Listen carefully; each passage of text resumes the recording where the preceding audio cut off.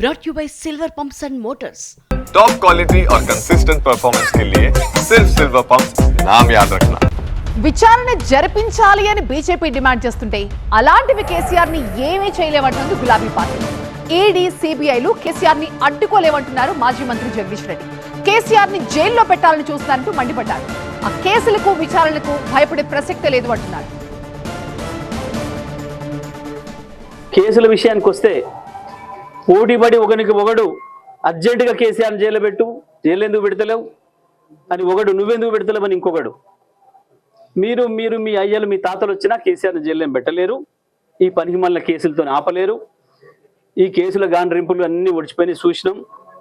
ఏడాది అర్థం నుంచి మీరు వాగుతున్నది, అంతకుముందు 5 ఏళ్ళు మీరు వాగింది.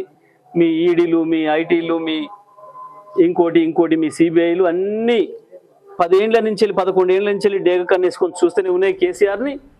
మీరు అందరు చూస్తుండగానే మీ కుట్రలన్నిటి తిప్పికొట్టే తెలంగాణను భారతదేశంలో నెంబర్ 1 రాష్ట్రంగా నిలిపిండు కేసీఆర్. మీ కేసులు ఏవి కూడా భయపెట్టలేవు.